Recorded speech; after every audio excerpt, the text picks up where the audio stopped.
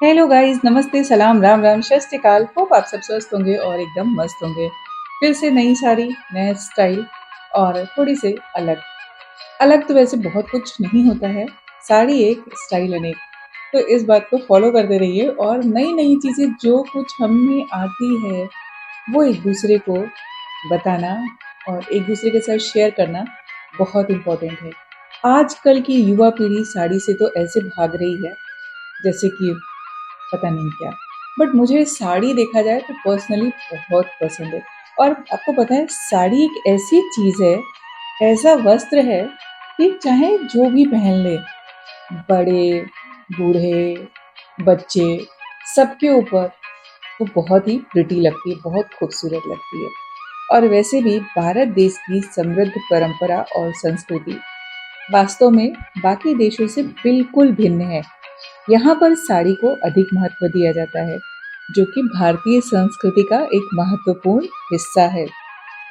साड़ी भारतीय संस्कृति में केवल ना परिधान सॉरी में न केवल परिधान बल्कि ये महिलाओं की सुंदरता, उनकी गरिमा और संस्कृति का प्रतीक भी है।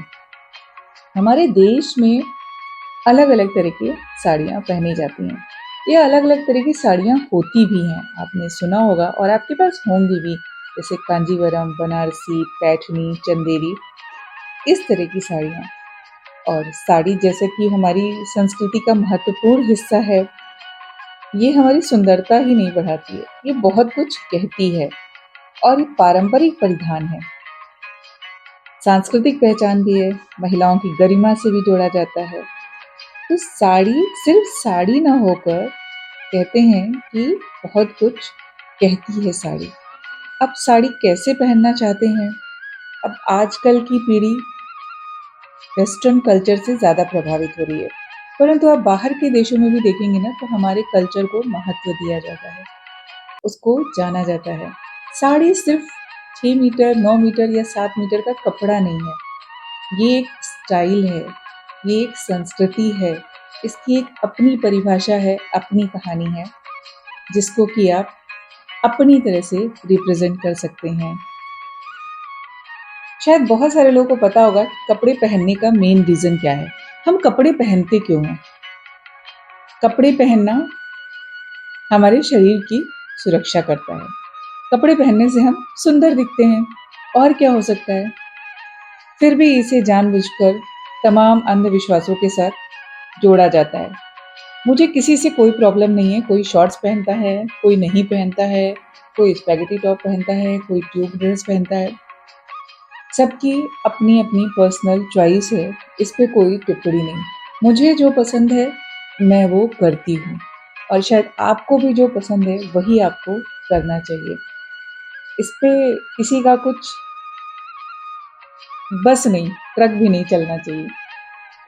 पुराने समय में कुछ जो ऐतिहासिक कल्चर हैं, जिन्हें महिलाओं के कपड़ों के साथ जोड़ दिया गया है, जेंडर के साथ जोड़ दिया गया है, वो शायद एक नॉर्मल नहीं है।